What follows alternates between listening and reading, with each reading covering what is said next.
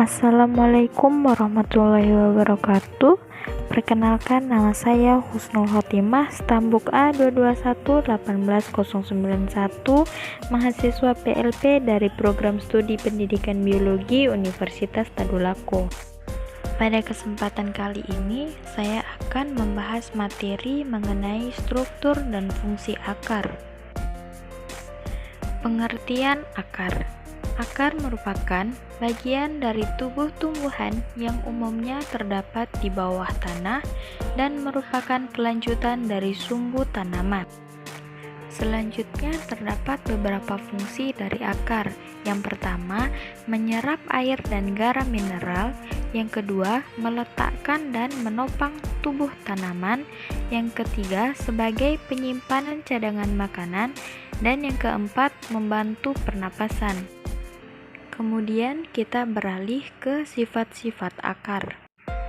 Sifat akar yang pertama merupakan bagian tumbuhan yang biasanya terdapat di dalam tanah dengan arah tumbuh ke pusat bumi atau menuju ke air dengan cara meninggalkan udara dan cahaya matahari. Yang kedua, tidak berbuku-buku, tidak beruas, dan tidak mendukung daun-daun atau sisik-sisik maupun bagian lainnya. Yang ketiga, warnanya tidak hijau, biasanya kecenderungan dengan putih atau kekuningan. Yang keempat, tumbuh terus pada ujungnya, tetapi masih kalah jika dibandingkan dengan batang. Yang kelima, bentuknya seringkali meruncing hingga lebih mudah menembus tanah. Lanjut, kita masuk pada struktur akar. Struktur akar terbagi menjadi dua, yaitu struktur luar dan struktur dalam. Struktur luar akar yaitu ada rambut akar yang berfungsi untuk memperluas daerah absorpsi mineral dan air dari dalam tanah. Ada juga tudung akar yang berfungsi untuk melindungi sel-sel akar dari kerusakan akibat pertumbuhan akar menembus tanah. Sedangkan struktur dalam ada epidermis yang merupakan lapisan yang tersusun atas selapis sel berdinding tipis dan bersifat semi permeabel. Ada juga korteks yang merupakan lapisan yang tersusun atas beberapa lapisan sel berdinding tipis. Ada juga endodermis yang berfungsi untuk mengatur jalannya air dan garam-garam mineral dari korteks ke silinder pusat. Yang terakhir itu ada silinder pusat atau stel yang merupakan bagian tengah akar yang terletak di sebelah dalam endodermis. Selanjutnya ada sistem perakaran. Sistem perakaran yang pertama ada sistem akar tunggang atau radix primaria. Akar pokok yang berasal dari akar lembaga biasanya terdapat pada tanaman Dicotyledon dan Gymnospermae.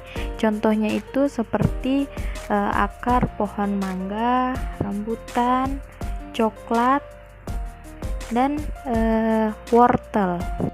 Kemudian sistem perakaran yang kedua itu ada sistem akar serabut atau radix adventitia. Akar yang berasal bukan dari calon akar yang asli dinamakan akar liar. Bentuknya seperti serabut.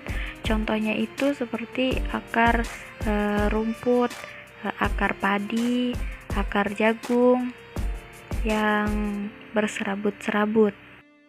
Selanjutnya kita masuk pada bagian-bagian akar.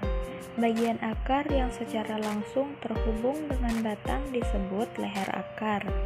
Sedangkan bagian yang berada di antara leher dan ujung akar dinamakan batang akar. Selanjutnya ada juga yang memiliki bagian menonjol pada batang yang membentuk cabang akar. Selain itu, ada juga akar halus yang bercabang-cabang yang disebut itu serabut. Lalu, akar juga memiliki bagian yang mengalami diferensiasi pada jaringan epidermis. Bagian itu dinamakan rambut akar. Sementara bagian ujung akar yang berfungsi sebagai pelindung meristem saat akan memanjang menembus tanah itu disebut dengan tudung akar. Pada zona pembelahan sel terdapat meristem apikal atau meristem primer. Meristem apikal menghasilkan sel-sel meristem dan mengganti sel tudung akar yang mengelupas saat menembus tanah.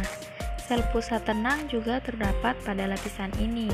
Fungsi sel pusat tenang adalah sebagai cadangan pemulihan meristem saat mengalami kerusakan. Di dalam zona ini terdapat protoderm, prokambium, dan meristem dasar.